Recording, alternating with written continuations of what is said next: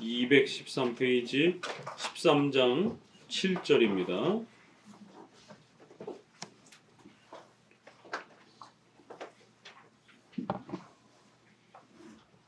(7절) 말씀의 신격, 성자의 영원한 신격, 이렇게 해서 예수님에 대해서 이제 구약과 신약을 통해서 그러면 한번 구체적으로 예수님은 구약에서 신약에서 어떻게 소개가 되고 있는가 함께 살펴보자라는 겁니다.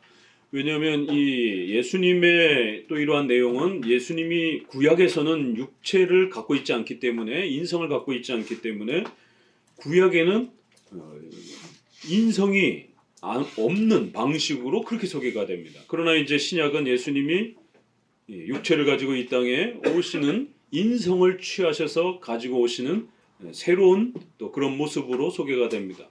신성은 구약과 신약 동일한 모습으로 소개가 됩니다. 그리고 신약은 인성을 더하여 가지신 그런 또 모습으로 소개가 되기 때문에 또 그 부분을 잘 고려해가면서 구약에 예수님의 인성이 있는 것처럼 읽으면 안 됩니다. 또 신약에서는 예수님의 신성만 있는 것처럼 또 읽으면 안 됩니다. 그래서 예수님의 이런 구약과 신약의 차이를 잘 살피면서 그럼 우리가 어떻게 예수님을 구약에 특별히 또 이렇게 잘 읽어낼 수 있는가? 삼위 하나님을 본격적으로 그러면 성부, 성자, 성령 하나님에 대해서 성경을 통하여 어떻게 찾아가는지 또 한번 연습해 보자라고 이렇게 얘기합니다. 베드로전서 1장 10절, 11절 이렇게 표시되어 있는 데 있죠. 여기는 이제 사도들과 하나님의 나라의 교리를 위해 일한 후대의 모든 사역자들도 마찬가지로 고대의 예언자들도 그리스도의 영으로 말하였기 때문이다. 그래서 베드로전서 1장에도 보게 되면 옛 선지자들이 그렇게 성령의 인도하심 속에 그리스도를 말해왔다. 이렇게 이제 베드로전서에 이런 표현이 있습니다. 역시 구약에 많은 선지자들이 우리에게 소개가 되는데 그 선지자들이 예수님이 장차 오실 것을 예언하는 그런 내용들이 많이 있다라는 거예요. 실로 그리스도께서 아직 육신으로 나타나지 않으셨던 까닭에 우리는 당연히 말씀이 창세 이전에 성부에게서 나신 것으로 이해하지 않으면 안 된다. 그러나 예언자들에게 영감을 준 영이 말씀의 영이었다고 하면 그 말씀은 진실로 하나님이었다는 것을 우리는 조금도 의심할 필요가 없는 것이다. 그리고 모세는 우주 창조 기사에서 이 말씀을 매개자로 제시하심으로써 이를 명백하게 가르치고 있다. 그러니까 구약의 선지자들이 많이 활동을 합니다. 그럼 그 구약의 선지자들의 그들에게 하나님의 계시와 내용을 누가 주셨는가? 그들은 분명히 성령의 인도하심으로 감동을 받아서 하나님의 뜻을 선지자들이 예언하고 전합니다. 그러면 그들에게 하나님의 계시를 가르쳐주고 전해준 것은 성령의 강권적인 도움이시면서도 그리스도께서 구약에 그렇게 하나님의 말씀을 전달하고 가르치는 그 내용에 역사하셨다라는 거예요. 항상 하나님의 말씀은 구약에 예수 그리스도를 통해서 드러납니다. 왜요? 예수님은 하나님의 뜻을 가르치는 사역을 감당하시기 때문에 그렇다라는 거예요. 성령 하나님은 그 모든 하나님의 도움을 받을 수 있도록 역사하는 그러한 영향을 끼치십니다. 직접 하나님의 계시를 전달할 때는 반드시 그리스도께서 그 일을 하신다라는 거예요. 항상 하나님의 말씀과 하나님의 계시는 그리스도를 통해서 전달된다라는 겁니다. 그래야 우리가 구약에 많은 그런 부분들을 읽으면 이런 부분도 우리가 그리스도께서 하신 일로 충분히 이렇게 이해할 수 있겠구나라고 살펴볼 수가 있습니다. 자, 창세기 1장 한번 봅시다. 기독교 강요를 잘 배우면 성경 해석하는 법을 배우는 겁니다. 이렇게 단순히 무슨 철학을 이야기하는 게 아니라 전부 성경 이야기를 하고 있는 겁니다. 성경을 어떻게 해석하고 어떻게 이렇게 또 그 흐름을 쫓아서 읽어야 되는지를 부지런히 성경 해석을 우리에게 가르치고 있는 겁니다. 창세기 1장을 보시게 되면 태초에 하나님이 천지를 창조하시느니라. 그럼 여기서의 하나님은 딱히 이렇게 앞뒤 문장에 성자와 성령이 이렇게 명백하게 이렇게 좀 더 구별하지 않으면 그냥 여호와, 하나님, 삼위일체 하나님에서 우리가 한 분 하나님을 하나님, 여호와, 주님 이렇게 부를 수 있는 거예요. 그럴 때 하나님 이러면 한 분 하나님을 이렇게 본체에서, 본질에서, 신성에서 동일하신 한 분 하나님, 우리가 하나님 이렇게 부를 때 그렇게 한 분 하나님으로 이해할 수 있습니다. 그런데 2절에 땅이 혼돈하고 공허하며 흑암이 깊음 위에 있고 하나님의 신은 수면 위에 운행하시느니라. 하나님의 신, 하나님의 영 이렇게도 번역이 됩니다. 하나님의 영이 온 창조 만물 가운데에 그렇게 운행, 감싸고 계시는 이런 형태로 번역을, 이제 어려운 거예요. 히브리어를 번역할 때 수면 위에 운행하신다. 그러면은 뭐 운행이라는 단어를 쓰게 되면 진행하는 거잖아요. 그럼 우리가 뭐 버스를 타고 이렇게 공간을 진행할 때 이렇게 버스가 운행한다 이런 때도 우리가 운행이라는 단어를 쓰고, 뭐가 이렇게 지나가는 이런 공간을 이렇게 스쳐 지나간다, 수면에 스쳐 지나간다, 수면에 운행하신다. 이 번역을 여러 가지로 할 수 있는데 이것은 어떤 의미냐면 그 창조물 전체를 성령께서 이렇게 감싸고 계시다 이런 뜻이에요. 그러니까 성령께서 여기서도 이 용어를 하나님의 영, 하나님의 신 했을 때 그러면 이건 한 분 하나님이라는 표현보다는 성령 하나님을 좀 더 구별해서 이렇게 표현하려고 하는 것을 의도적으로 이렇게 또 표현하는, 구별하는 걸 봅니다. 그래요. 성령 하나님께서는 그 창조 때에도 이렇게 강력하게 하나님의 그 창조의 그 거대한 역사를 만들어 가시는 창조의 영으로 성령께서 그 수면에 이 모든 창조물들을 만들어 가시는 이런 모습으로 소개를 합니다.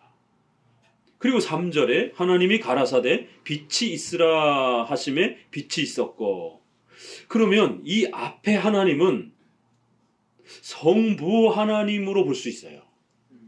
성부 하나님이 가라사대 이렇게도 볼 수도 있고 한 분 하나님이 말씀하셨다 이렇게도 표현할 수가 있어요. 그렇지만 가라사대 빛이 있으라 하면서 하나님이 뭔가 계시를 하시기 시작하시는, 이러면 거기엔 반드시 그리스도가 하신다라는 거예요. 그리스도께서 주로 하나님의 뜻을 전달하는 그러한 성자의 역할은 우리를 위해서 중보하시고, 우리의 중보는 선지자직, 제사장직, 왕직이기 때문에 제사장직은 십자가에 못 박혀 죽으시는 중보의 일이고, 선지자직은 구약이나 신약이나 하나님의 말씀을 전달해 주시고 깨우쳐 주시고 가르쳐 주는 역할을 하는 거예요. 그러면 창조에서도 성부 하나님께서 창조의 이 거대한 일들을 시작하셨다. 그런데 말씀으로 빛아 있어라 라고 하면서 하나님이 언어의 행위를 행하시는 것이, 그러면 이 성부 하나님의 창조의 행위 속에 말씀을 빛이 있으라 라고 하는, 이 빛이 있으라라고 하는 이 역사를 성자 하나님께서 그렇게 행하시는 것으로 또 해석해 옵니다. 물론 우리가 세례받을 때 예수님이 하늘이 열리고 하늘에서 음성이 들리죠. 성부 하나님의 음성인 거예요. 그때는 왜 그러냐면 예수님이 계시니까. 예수님이 계시고 성령이 비둘기같이 이렇게 임하시면서 하늘이 열리고 이는 내 사랑하는 아들이다 라고 했을 때는 그 음성은 성자를 향한 음성이기 때문에 성부의 음성으로 우리가 해석할 수 있는 겁니다. 그리고 예수님이 그 음성을 듣고 계시는 것이에요. 그리고 성령이 예수님이 특별한 분이라고 그렇게 또 비둘기와 같은 형체로 예수님의 특별성을 그렇게 나타내지는 겁니다. 그러니까 삼위일체 하나님이 그렇게도 또 나타나는 거예요. 그러나 이제 창세기에서는 하나님이 만물을 향하여 빛아 있어라 라고 하면서 하나님의 음성이 들려지면서 하나님의 계시의 뜻이 온 세상에 퍼지는 겁니다. 그러면 이제 성부 하나님의 음성으로도 볼 수 있지만 하나님께서 뭔가를 우리 인류에게 자신의 뜻을 이렇게 나타나실 때는 반드시 그리스도를 통해서 일하신다라는 거예요. 그러면 빛아 있어라 라고 하는 이 음성의 이 계시는 하나님의 계시이기 때문에 그리스도께서 행하신 걸로 얼마든지 볼 수 있다는 겁니다. 자, 우리 요한복음 1장으로 가봅시다. 삼일체를 잘 배워야 성경이 읽혀집니다.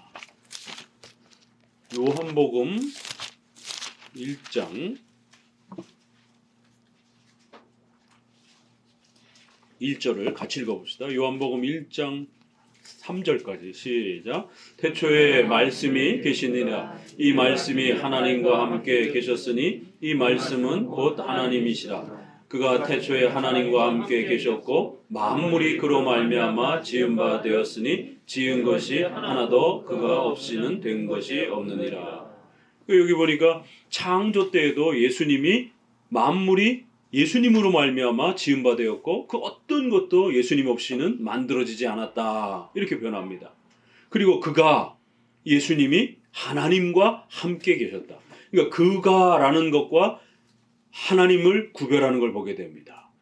이제 우리 표현은 이게 잘 안 드러나지만 영어에서는 관사를 구별해서 씁니다. 관사가 있다라고 하는 건 대상이 서로 다르다라는 거예요. 영어는 관사가 있기 때문에 어느 정도 그래도 표현이 되는 겁니다. 그래서 우리 젊은 아이들은 다른 거는 안 해도 영어 공부는 좀 시켜야 돼요. 그러니까 생활해야 뭐 좋지만 영어 성경을 읽기 위해서 아이들이 문법적 영어 공부를 어린아이들은 좀 시킬 필요가 있습니다. 한글 성경을 읽는 것은 제가 늘 이제 우리 신학교에서 가르칠 때 흑백 TV를 보는 것 같습니다. 흑백 TV를 통해서도 우리가 얼마든지 구원의 핵심은 내용은 알아듣습니다. 그러나 흑백 TV를 보는 것 같은 한계가 있는 거예요. 그러면 영어로 보게 되면 영어는 우리 어법하고 조금 더 다르고 조금 더 세밀해서 원문의 히브리어 헬라어의 원문을 조금 더 잘 이렇게 드러냅니다. 당장 우리는 관사가 없잖아요. 우리는 목사님이 그 컵 좀 갖고 와. 그러면 그 컵 정도는 이야기를 해요. 근데 한 컵을 갖고 와 이렇게 말할 수는 없거든요. 그러니까 영어의 어와 더에서 더는 좀 쓰는데 어는 잘 안 써요. 우리 말 없어요. 그런 말이 없어요. 우리 말은 그냥 컵 좀 갖고 와 이렇게 우리는 그 표현 안 합니다. 그러나 영어는 어와 더를 정확하게 구별하면서 이렇게 사용합니다.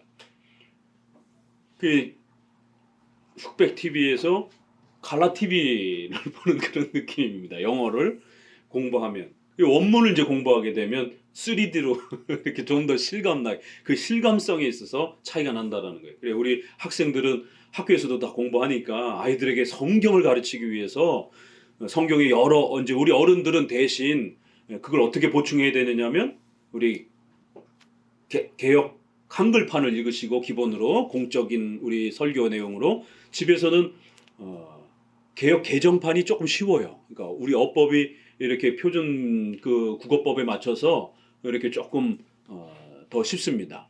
그러니까 개역 개정판. 지금 새 걸로 나오는 건 대부분 다 개역 개정판이에요. 우린 다 옛날 거 쓰던 개역 한글판, 이렇게 한글판이라고 그래요. 그런데 이제 이거보다 더 쉬운 거는 현대인의 성경. 요즘에 상당히 많이 나왔어요. 그러니까 이런 번역 성경을 여러 개를 한 두세 개 정도 놓고 읽다가 개역 우리 한글을 읽다가 이해가 안 되면 여긴 또 한문도 많이 써요. 그래서 조금 어렵습니다. 그러면 좀 쉬운 걸로 이렇게 비교해서 읽으세요. 어른들은 그게 최선입니다. 학생들은 영어 공부를 최소한 생활회화는 좀 떨어지더라도 문법적인 공부는 하셔야 돼요.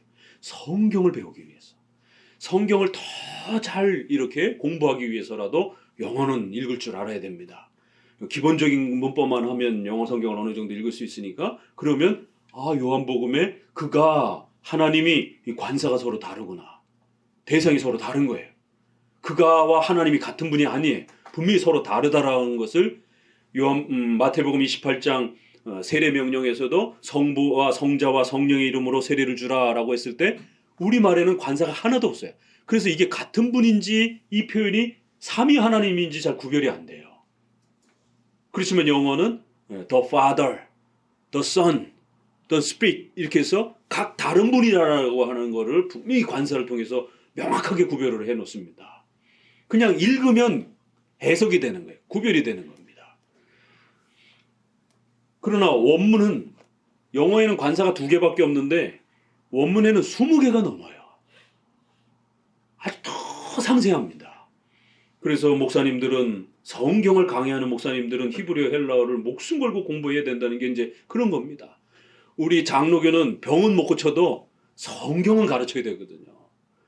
장로교 목사님은 강해 설교자이기 때문에, 우리는 무슨 은사주의자가 아니기 때문에 귀신 내쫓고 이러는 게 아니란 말이에요. 교회는 성경을 가르치는 것이. 그런데 목회자가 성경을 정확하게 읽어내지 못하면 정확하게 가르치지 못하는 겁니다.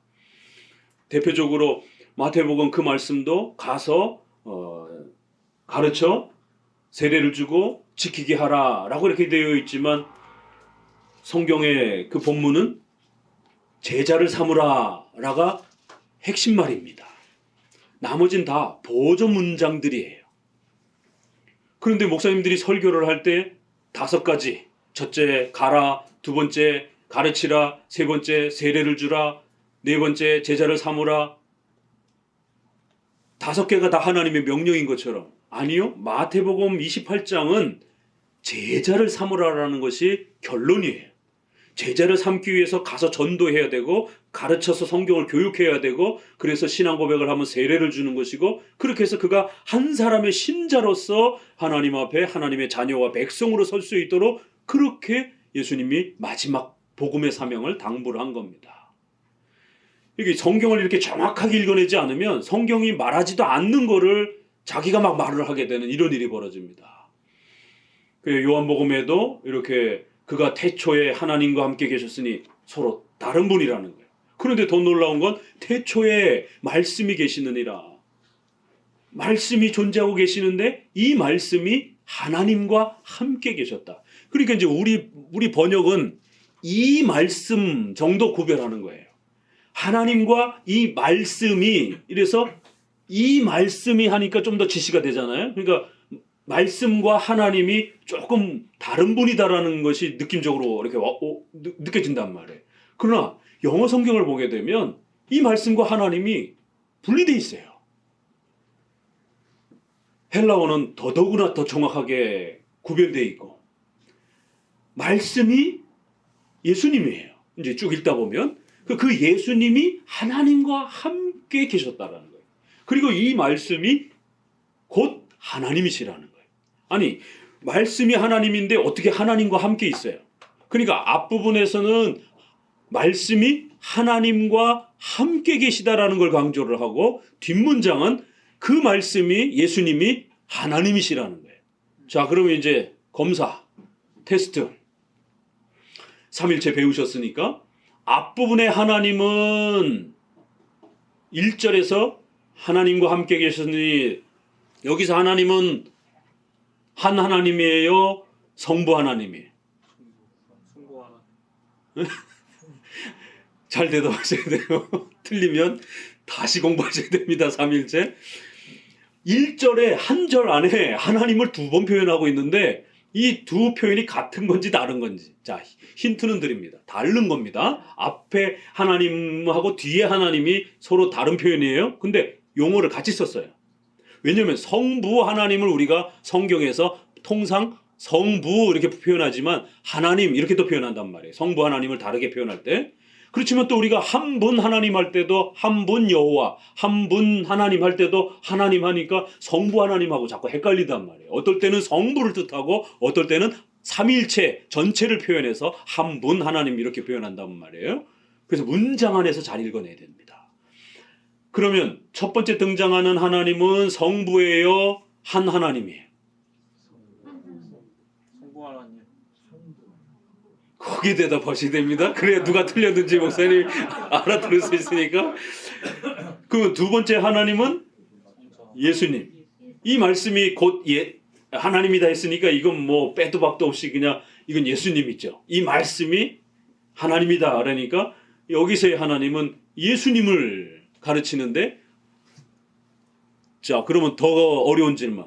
그러면 예수님이 하나님이신 건 맞아요. 그러면 그럼에도 불구하고 예수님의 어떤 부분을 이렇게 표현하는 겁니까? 예수님의 위격을 하나님이라고 그러는 것이에요? 예수님의 신성을 이렇게 표현하는 거예요? 신성. 예수님을 삼위격으로 표현하면 성자 이렇게 우리가 부르는 거예요. 그러니까 예수님은 맞는데 이 예수님을 어떻게 표현하느냐가 이제 두 번째 질문입니다. 그랬을 때 예수님을 성자라고도 부르는 거예요, 우리가. 그런데 예수님은 신성을 가지신 분이잖아요. 삼일체에서 그 신성과 본체와 본질이 한 분, 동일하신 하나님이라고 그런 거예요. 그렇게 우리가 배웠어요. 그러면 이 말씀, 예수님이 하나님이시다라고 하는 표현은 성자라고 하는 위격을 말하는 겁니까? 본질, 본체라고 부르는 그 신성을 부르는 한 분 하나님을 표현하는 겁니까?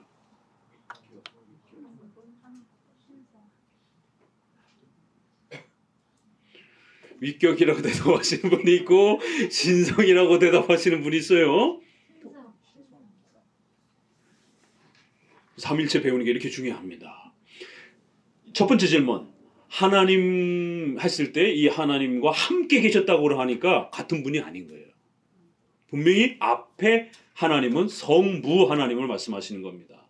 성부 하나님과 말씀이 함께 계셨다.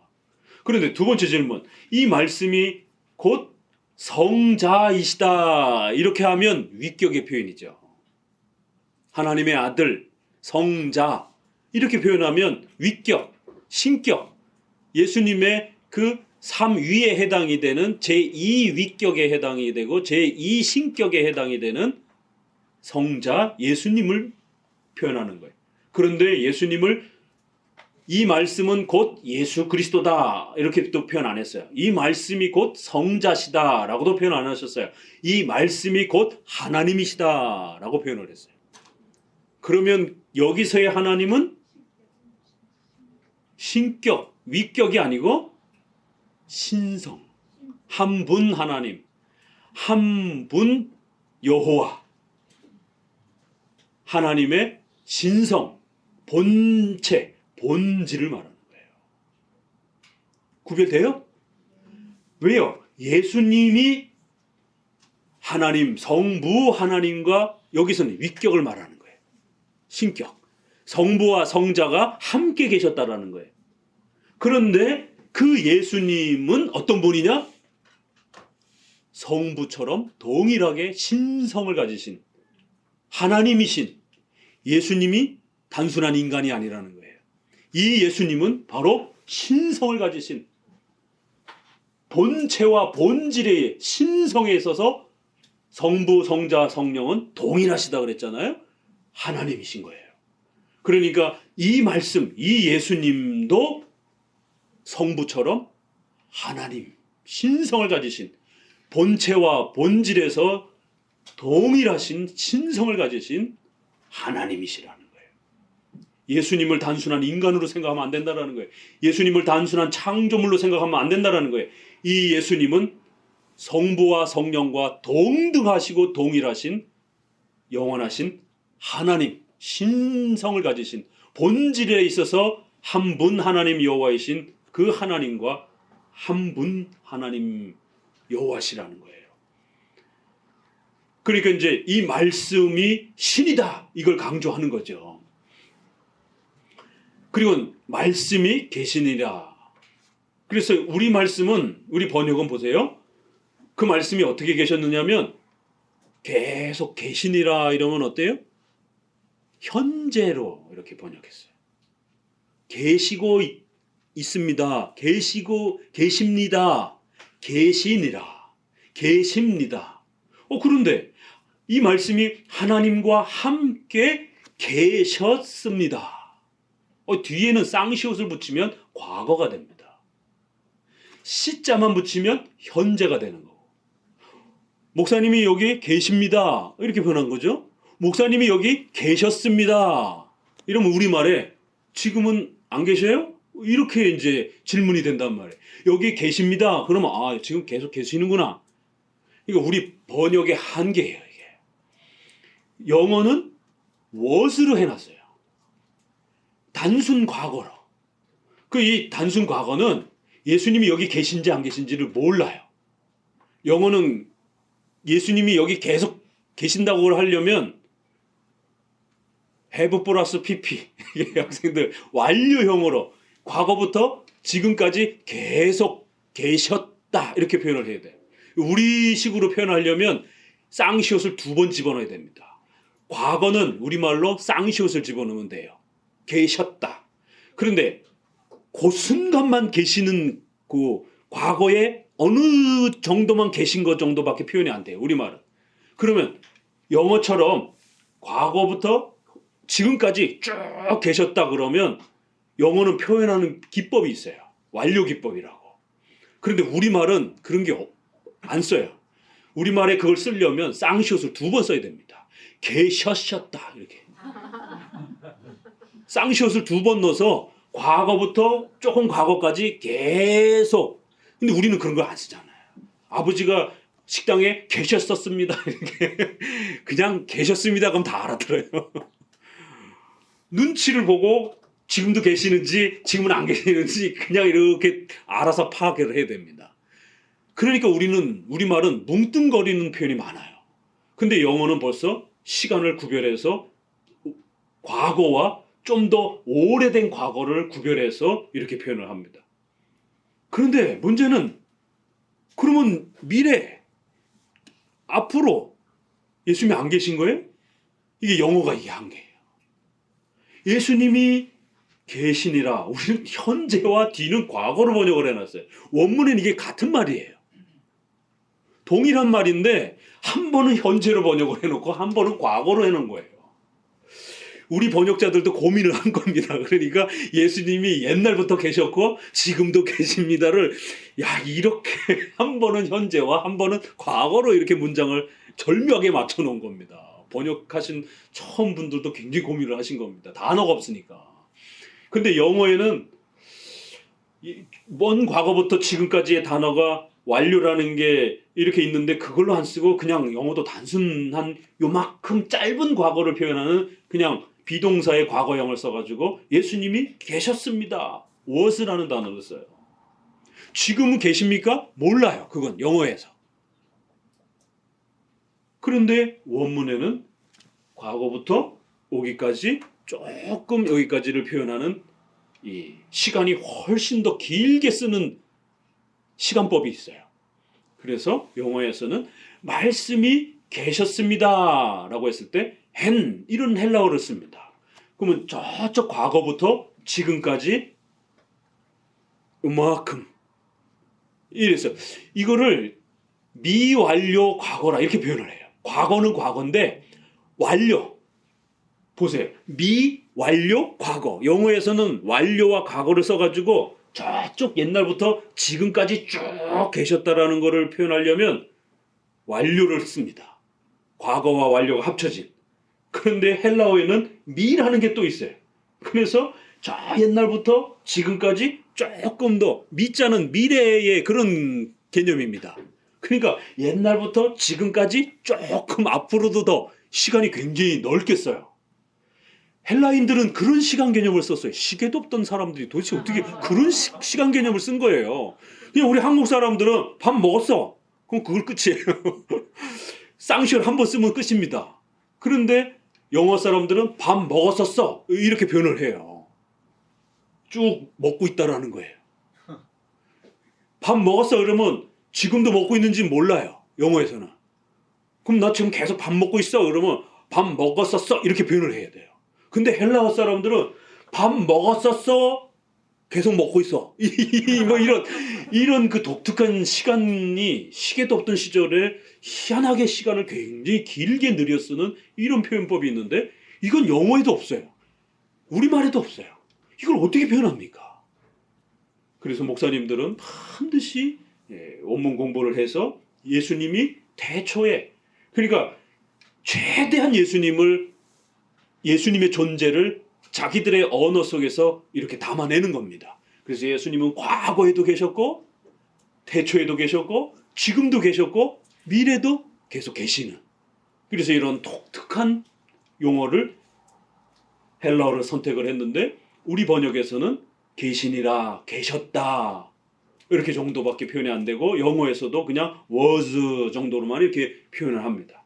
아무튼 이렇게 동사도 상당히 독특하고 그 말씀과 하나님을 표현할 때도 말씀이 하나님과 함께 계셨다고 하면서 성부와 성자를 구별해내고 그리고 이 말씀이 신성을 가지신 한 분 하나님이시다 라고 또 이렇게 표현하는 거예요. 성령도 한 분 하나님, 성부도 한 분 하나님, 성자도 한 분 하나님. 그래서 우리가 삼위 하나님은 반드시 한 분 하나님, 신성과 그 신성의 본체와 본질이 동일하신 영원성과 그래서 웨스민스터에서는 본체와 영원함과 능력이 동일하신 이렇게 표현한단 말이에요. 그래서 신성의 그 능력과 존재가 한 분 여호와이신 하나님입니다. 그런데 그 한 분 여호와께서 성부와 성자와 성령 하나님이십니다. 위격이 서로 그렇게 또 다른 분이십니다. 요한복음에서는 그 성자, 앞에 말씀은 성자, 말씀 이렇게 표현할 수 있는 겁니다. 뒤에 곧 하나님, 이것은 한 분 하나님을 표현할 때 쓰는 말이에요. 성부 하나님이 아니고 한 분 하나님 말할 때. 그러니까 이렇게 요한복음에서는 좀 더 세밀하게 아주 정확하게 예수님을 한 번은 성부와 비교해서 설명을 했고 한 번은 한 분 하나님이십니다라고 하는 하나님의 신성과 관련해서 이렇게 예수님이 신이시다라고 하는 것을 이렇게 아주 힘주어서 이야기를 한 겁니다. 창세기에는 그렇게 조금 더 구별이 되어 있는 거고요. 보이죠? 생각을 하고 보면 하나님이 두 번 나왔는데 이게 다르구나. 이게 용어는 같은데. 그래서 이제 우리 중급 정도 신자로서 이렇게 오래 신앙생활을 하셨으면, 장로교에서 오래 한 10년 이상 생활하셨으면 이런 깊은 부분까지도 이제 이렇게 읽어내실 수 있는 깊이로 들어가야 돼요. 맨날 새신자처럼 성경을 읽을 수는 없잖아요. 그래서 성경을 읽는 재미, 성경을 깨닫는 그런 그 깊은 은혜, 이런 것이 이제 적어도 집사 정도 되고 이렇게 10년 이상씩 이렇게 장로교 신앙생활을 하게 되면 성경을 읽는 수준이 달라야 됩니다. 그래서 아주 천천히 깊이 있게 이렇게 읽는, 그리고 한 20년 이상 이렇게 신앙생활 하시고 이런 분들은 아주 깊은 부분들까지도 더 보는 거죠. 성경은 아주 죽을 때까지 우리가 읽어도 지난 2000년 가운데 파헤쳐냈는데도 아직도 파헤쳐질 게 있어요. 끊임없이 샘물처럼 이렇게 쏟아져 나옵니다. 어떤 신학자도 어떤 목회자도 다 파내지 못합니다. 수천 년 동안 여기에 풍성한 샘물을 계속해서 울거내고 또 이렇게 퍼올릴 수가 있는 것이에요. 그래서 성경을 공부를 안 해서 그렇지, 성경을 열심히 공부하게 되면 여기에서 살 길이 있고 여기에 구원의 비밀도 있고, 오늘 오전 설교처럼 여러분들이 의식주와 관련해서 이렇게만 살면 하나님이 반드시 도와줍니다. 그게 하나님의 약속이에요. 그래서 구약에는 신명기 우리가 읽은 것을 오늘 조금 양이 많아서 자세하게 설명 못 드렸지만 나중에 이제 시편 할 때 조금 이제 그런 맛도 좀 더 보여드릴게요. 신명기는 히브리어가 달라요. 일반 히브리어는 그냥 이렇게 평문으로 쓰는데 우리는 강조를 해주고 싶을 때 진짜 정말로 너무너무 사랑해 이렇게 얘기를 하잖아요. 그렇죠? 그 강조말을 우리는 뭘로 쓰느냐면 이렇게 또 다른 언어를 가지고 그걸 이제 우리가 부사라라고 그럽니다. 그런 걸 많이 써요. 근데 히브리어는 그런 게 없어요. 단어가 없어요. 그래서 진실로 이런 표현, 말을 그냥 반복해야 할 수밖에 없어요. 이런 강조 문장이 발달돼 있질 않아서. 이게 굉장히 남성적인 언어예요. 헬라어는 아주 굉장히 이렇게 그 상세하잖아요. 여성적인 언어예요. 히브리어는 해, 하지마, 하면 살아. 또 금지하는 부분, 너 이거 하면 죽어. 이런 식이에요. 굉장히 남성적 언어입니다. 그래서 신명기는 뭔가 하나님께서 우리에게 약속을 할 때는 일반 문장으로 할 수 없기 때문에 문장 전체를 구별해서 강조 문장을 씁니다. 그 강조를 쓰는 동사와 문장의 표현이 달라요. 우리 번역은 그걸 표현해낼 수가 없어요. 그냥 번역으로만 그냥 하는 거죠. 그럼 오늘 복을 주겠다 이런 약속 있죠? 그러면 이걸 어떻게 번역을 해야 되냐면, 우리 이제 한국말로 번역을 하면 하나님 여호와께서 내가 너에게 반드시 진짜로 정말 꼭 복 주겠다 이렇게 번역을 해야 돼요. 하나님이 신명기 28장 그 유명하지 않습니까? 들어가도 복을 받고 나가도 복을 받고 숟가락을 들어도 복을 받고 밭에 나가도 복을 받고 뭔 짓을 해도 복을 받는 거예요. 28장에 하나님이 그렇게 복을 주겠다라는 거예요. 그런데 만약에 이 십계명대로 안 살면 나가도 벌을 받고 들어와도 벌을 받고 뒤로 넘어져도 코가 깨질 것이고 밭에 나가도 벌을 받고 똥구멍에 죄송합니다. 엉덩이에 종기가 나가지고 그게 이제 그 뒤에 보면 종기가 이제 어디서 난 어디에 학문 계열에 이렇게 오늘날로 말하자면 이제 치질 계열에 이제 그래서 앉지도 못하고 전염병이 퍼질 것이고 그렇게 종기가 나서 제대로 생활도 못할 것이며 온갖 자연 재해와 질병들이 쏟아질 것이다라고 이렇게 이제 막 저주를 쏟냈습니다. 책망을. 그럴 때에 거기에 반드시 진짜로 아주 갈기갈기 찢어가지고 죽일 것이다. 이제 이렇게 표현해야 돼요. 표현 방법이 없어요. 그럼 복을 주실 때는 내가 정말로 진짜로 온 힘을 다해서 반드시 내가 너에게 복을 줄 것이다. 얼마나 감격스럽습니까? 하나님이 우리에게 복을 주고 싶으셔서 그렇게 그 강조 문장에다가 거기다 하나가 덧붙습니다. 우리가 구약을 다니엘서를 보잖아요. 에스겔서도 보았고 하나님이 스스로 맹세하시되 구약엔 이런 표현이 굉장히 많이 나와요. 하나님 자신을 들어서 맹세하시되 얼마나 하나님께서 확고하게 의지를 보여주셨느냐면 내가 내 스스로 나 자신을 걸고 내가 맹세하마. 그리고 표현할 때도 반드시 정말로 진짜로 꼭 주겠다. 이렇게 표현을 합니다. 그래서 목사님들은 이 원문으로 성경을 읽게 되면 정말 3D처럼 보는 그 아주 생생한 하나님의 그러한 그 표현법들이 정말 다르게 와닿는. 그래서 이거를 목회자들은 잔뜩 읽어서 가슴이 막 부풀어 오를 때까지 그 엄청난 생동감을 잔뜩 가슴에 담아내고 그리고 난 다음에 꾹 참았다가 설교 시간에 쫙 풀어내야 됩니다. 그래야 성도들이 와, 성경이 저렇게 엄청난 거구나. 이렇게 성도들이 도전을 받고 성경 읽어야지. 성경 공부해야지. 이게 목회자가 할 역할인 거예요. 그런데 목회자가 공부를 안 하면 성도가 읽는 수준이나 목회자가 읽는 수준이나 비슷해 보이면 저 정도는 나도 가르치겠는데 이래버리게 돼버린단 말이에요. 그래서 신명기 오늘 5장 6장에는 하나님이 정말로 진짜 내가 너에게 반드시 복을 주겠다. 너희가 이렇게 명령과 법도와 규례대로 살아라. 그러면 너희의 생명을 삶을 내가 책임져 주겠다.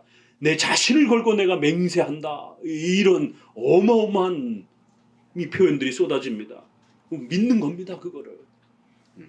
자, 그래서 오늘 3일차 관련해서도 이렇게 조금 우리가 관심을 가지고 보기 시작하게 되면 이렇게 표현이 굉장히 상세하구나.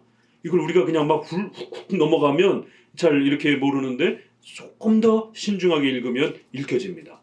214페이지. 여기선 히브리서 1장 2절 3절 또 찾아봅시다. 이게 전부 다 성경 해석이니까 히브리서 1장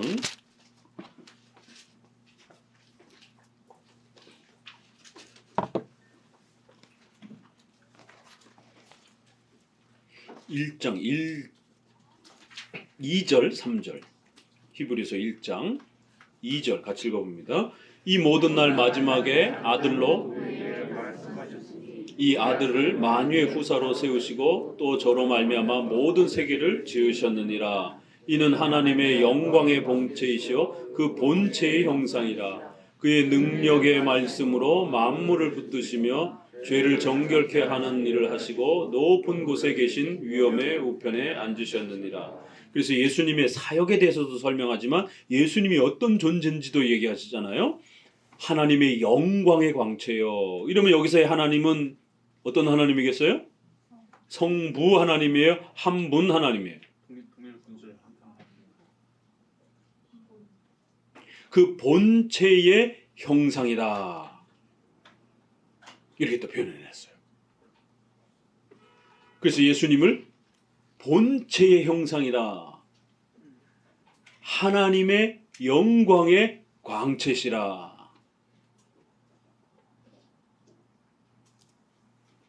그리고는 위엄의 우편에 앉으셨느니라. 그럼 우리가 통상 전능하신 하나님 우편에 앉아 계시고 라고 할 때는 성부 하나님의 우편을 말하는 거예요.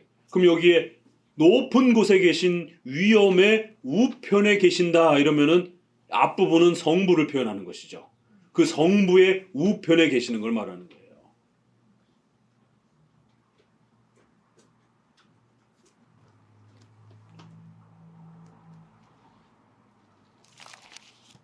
자, 넘어가 봅시다.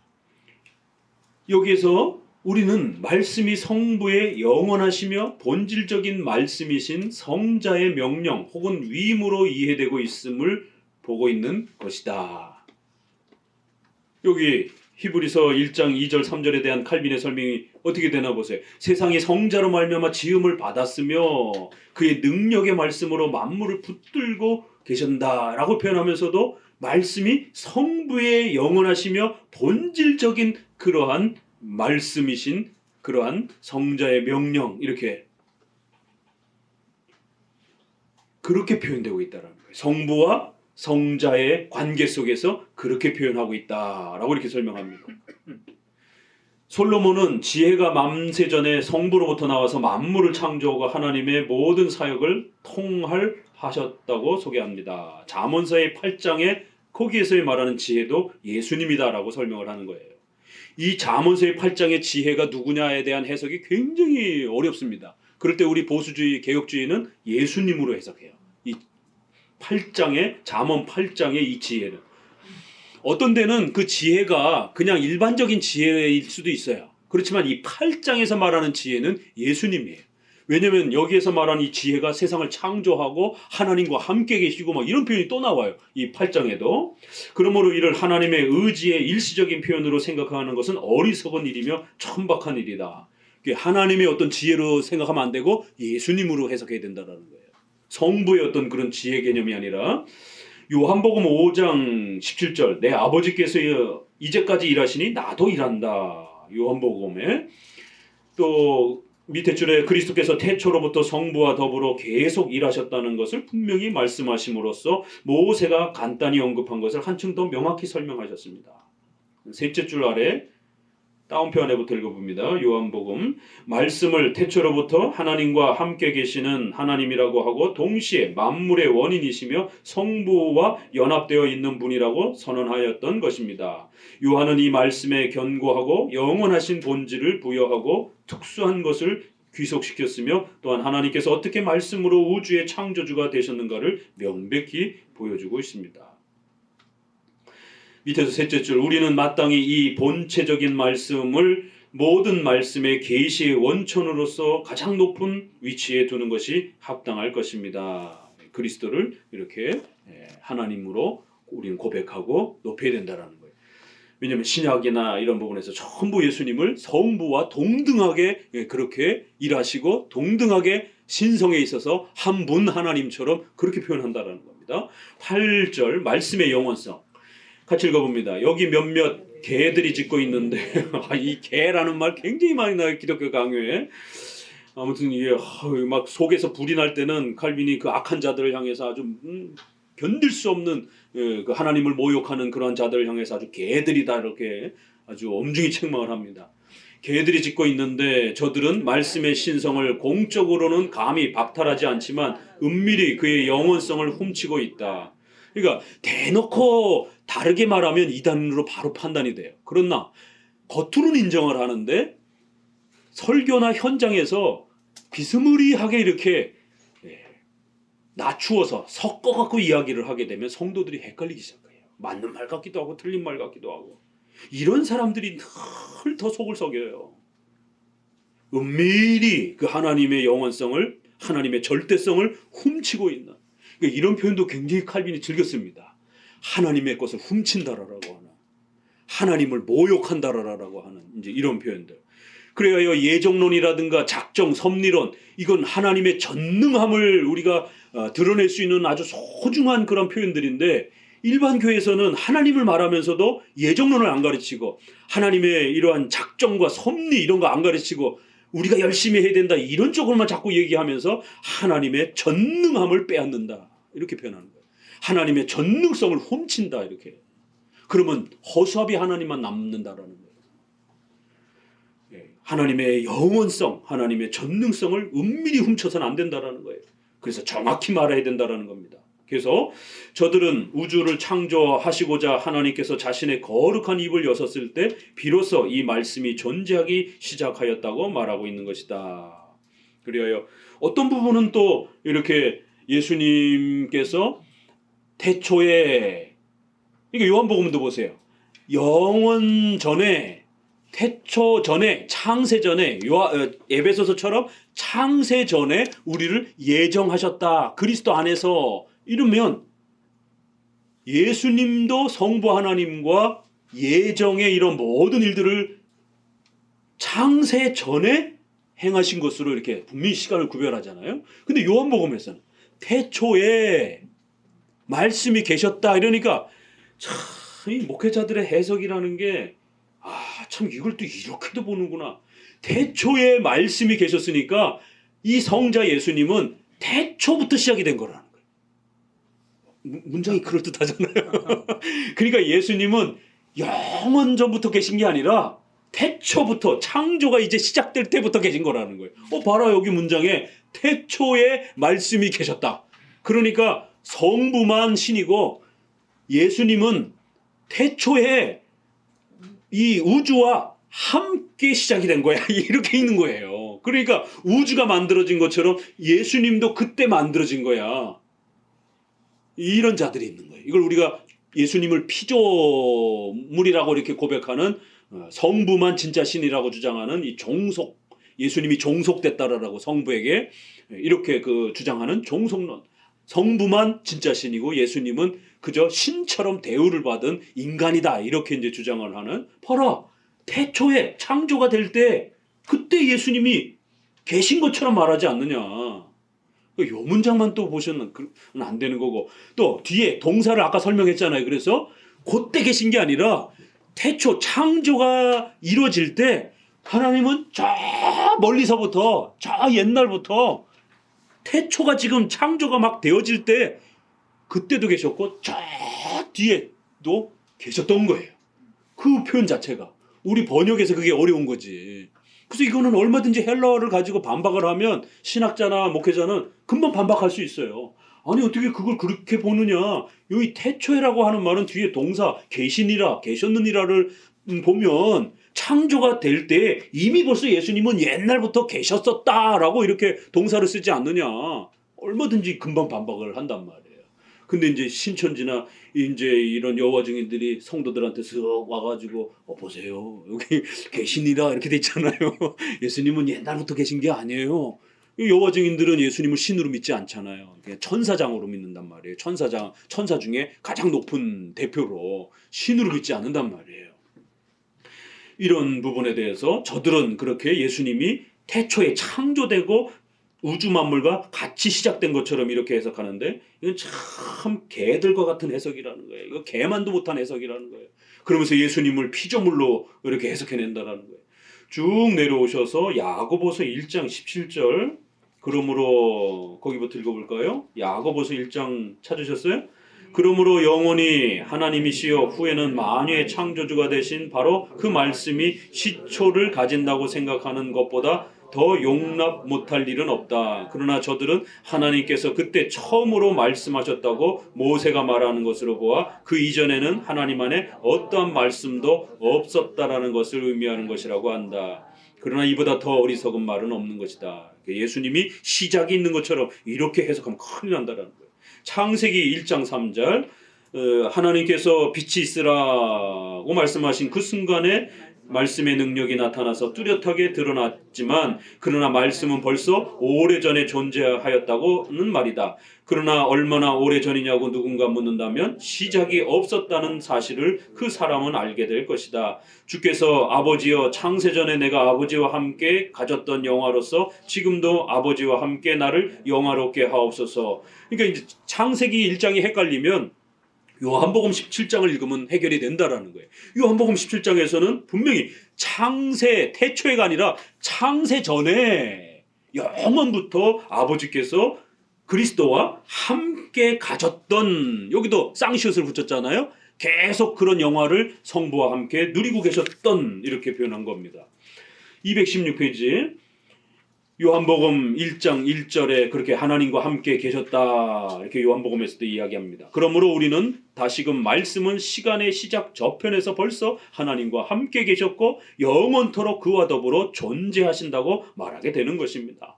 성경 여기저기 살펴보게 되면 예수님은 창조 때 존재한 게 아니라 벌써 그 이전부터 존재하고 계신 것을 충분히 표현합니다.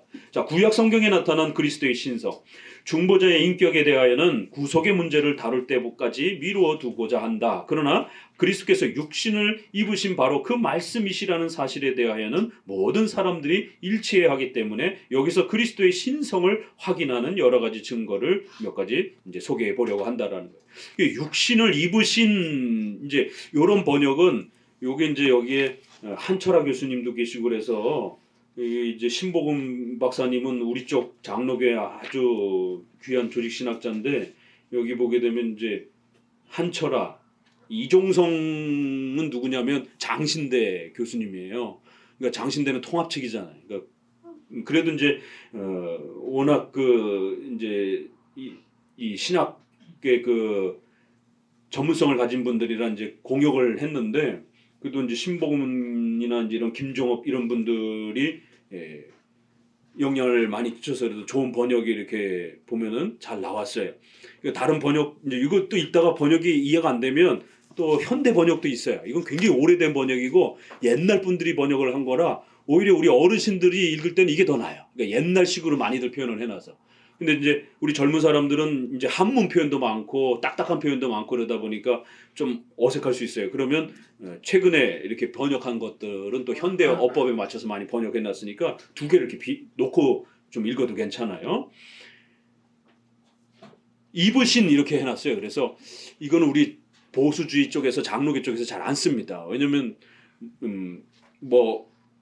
번역 차원이다 보니까 문맥만 맞으면 괜찮지만 이게 입다라고 하는 게 자칫 잘못하면 예수님이 신성을 가지시고 인성이라고 하는 옷을 잠깐 이렇게 쓰고 있다가 예수님 십자가에 돌아가실 때 인성을 훅 집어던지는 이런 어떤 입는다라고 하면 이게 뭔가 이렇게 분리될 수 있는 것처럼 우리가 입으신다라고 했을 때 옷을 입는다라는 단어이기 때문에 이게 예수님이 인성을 취하셔서 절대로 이제는 분리할 수 없이 신성과 인성을 영원토록 가지신다라고 하는 이 개념에는 입는다 이러면 이 옛날에 이단들이 예수님의 인성을 부정할 때 이 단어를 많이 썼어요. 이 비슷한 용어를. 그래서 그거를 가짜 몸을 이렇게 잠깐 입으셨다. 잠깐 이렇게 그 속에 쏙 들어왔었다. 그러다가 없어졌다. 이런 표현을 쓸 때 이 비슷한 용어를 많이 써서 우리 번역에도 입으신 이런 부분은 조금 이렇게 좀 안 쓰려고 해요. 취하신, 가지신, 인성을 취하셨다. 인성을 가지셨다. 인성을 얻으셨다. 이렇게 표현을 하는 게 훨씬 더 좋습니다. 그 이제 우리 찬송가에는 육신을 입어, 여기 성탄절 때 그 찬송에 보게 되면 육신을 입는다 이런 표현이 이제 이렇게 좀 나오는데, 우리 보수 쪽에서는 그 이성 일인격을 좀 더 명확하게 하기 위해서 입으신이라는 표현보다는 취하시고 가지셨다. 그래서 좀 더 강하게 그리스도의 인성이 지속적으로 존재하는 이러한 부분을 좀 더 강하게 번역하려고 애를 씁니다. 자, 그건 나중에 예수님 소개할 때 더 하고, 시편 45편에 하나님이여 주의 보좌가 영영하며, 여기도 하나님이여 주의 보좌가 영영하며, 이 45편에 이렇게 표현하는, 여기서 엘로힘이라는 명칭을 천사들과 최고의 권력자에게도 적용시켰다. 그러나 피조물을 위해 영원한 보좌가 세워진다라고는 이렇게 말 안 해요. 그 이제 우리 성도들이 예수님을 구약에 천사들로 표현하기도 하고 많이 그렇습니다. 그러면 예수님과 천사를 어떻게 구별할까? 딱 한 가지 방법이, 쉬운 방법이 있어요. 천사는요, 절대로 예배를 받지 않습니다. 절대로 제물을 먹지 않고 제물을 받지 않습니다. 왜요? 제물을 받는 건 하나님만이 받으시는 것이지 절대로 천사가 감히 이 신자들이 바치는 그 제물과 예배를 받지 않습니다. 엎드려 절을 받지 않습니다. 그러면 천사가 말립니다. 나한테 절하지 말아라. 그런데 삼손의 아버지 마노아가 이렇게 부모가 제물을 드리는데 그렇게 천사가 쫙 불길 가운데 이렇게 내려오잖아요. 그 남편은 천사 봤다 이러니까 이거 이제 거기에서 이제 부인하고 천사냐 아니냐 이런 논의가 나온단 말이에요. 그럴 때 기묘자라 모사라 이게 전능자라라고 하는 이런 그 천사를 그렇게 표현을 하고 그 제사를 받으셨을 때 이분은 하나님이시다 이제 이렇게 결론이 나는 거예요. 그 어떤 천사는 예수님이신 거예요. 그 또 칼을 쫙 빼들고 여호수 앞에 딱 이렇게 섰어요. 그 여호수가 깜짝 놀래갖고 벌쩍 엎드리고 낮춰서 절을 합니다. 그 천사가 그걸 받아요. 다른 데서는 절대로 절하지 못하게 합니다. 그래서 그 칼을 빼들고 여호수 앞에 나타난 천사는 예수님으로 해석을 하는 거예요. 그래서 어떤 천사를 만났을 때는 신자들이 넙죽 엎드려 절을 하고 제물도 바치고 막 이러면 그 예수님이 구약에 임시적으로 그렇게 모습을 가지고 나타나신 천사 모습으로 나타나신 거예요. 모세에게는 불타는 떨기나무 형태로도 이렇게 나타나고 여러 모습으로 예수님이 나타납니다. 그래서 이제 그런 거를 이제 구별하면서 예수님을 찾아서 읽으셔야 된다는. 여기서도 하나님이여 주의 보좌가 이러면 이건 천사가 아니라 예수 그리스도를 말하는 거라고 이야기하는 겁니다. 쭉 내려오셔서 그럼 이사야는 어떤가? 217페이지 그 이름은 전능하신 하나님이라 영존하시는 아버지라. 이사야 9장 6절 그 이름은 못사라 기묘자라 이거는 전능자라 이런 뜻이에요. 위대하신 분이다 이런 뜻입니다. 전능하신 하나님이라 영존하시는 영원히 사시는 아버지라 이러면은 이게 성부냐? 그건 아니에요. 또 예수님을 어떨 때는 아버지라는 표현이 성부에게도 쓰여지지만 이렇게 이사야처럼 아버지라는 말은 모든 우주 만물에 창조주라는 표현을 쓸 때에 이렇게 아버지라는 표현을 써요. 그러면 예수님도 창조주기 때문에 얼마든지 온 우주 만물에 우리의 영원하신 주인이요 온 우주 만물이 그리스도로부터 났기 때문에 그리스도께서 창조주여 그 모든 걸 다스리시는 아버지시여 이렇게 아버지라는 표현이 굉장히 이렇게 위험 있는 이런 표현으로도 쓰여요. 그러니까 예수님과 관련해서 성부 아버지 또 예수님이 아버지여라고 이렇게 표현할 때는 그건 분명히 성부에 대한 표현이에요. 그러나 어떨 때는 위대하신 아버지여 이러면 그냥 위대하신 창조주여 이런 표현이기도 합니다. 그래서 이사야 9장 6절은 예수님을 어떻게 부르느냐면 그 이름은 기묘자라 전능자라 못사라 전능하신 분이요 영존하시는 분이요 온 창조물의 주인이신 아버지시여 이렇게 예수님을 부릅니다. 이사야가. 그리고는 한 아기가 날 것이며 이런데 그 표현에다가 예수님을 이렇게 붙여서 쓰는 거예요. 그러니까 구약에서도 예수님을 이렇게 신으로 부르는 경외의 표현으로 나타난다라는 겁니다. 예레미야 23장 5절 6절에도 보게 되면 의로운 가지를 일으킬 것이다 라고 하고는 그 이름이 여호와 우리의 의다 이렇게 표현합니다. 그 의로운 가지 아기가 태어날 것이고 이런 예수님이 장차 오실 거라는 걸 예언하는 그 메시지 안에 그리고는 그 의로운 가지는 바로 그 이름은 여호와 우리의 의로 우리를 의롭게 해주실 분이다. 이 예수님을 다 이렇게 표현을 합니다. 장차 오실 예수님을. 이사야 42장 8절에도 유일하신 성자만이 나는 내 영광을 다른 자에게 주지 아니하리라 라고 했을 때 여기서도 예수님을 또 그렇게 표현한다는 겁니다. 자, 우리 얼마 전에 읽었던 에스겔 48장 35절 여호와 삼마 이렇게 해서 삼마라고 하는 표현 여호와께서 거기 계신다라고 했을 때 임마누엘과 연결된 그리스도와 관련된 이 표현입니다. 이게 그럴 때 이렇게 그리스도를 여호와 우리와 함께 계시는 분 이렇게 여호와로 표현한다는 거예요. 여호와 니시 이런 표현도 그렇고 자, 쭉 넘어가 보세요. 10장까지만 봅시다.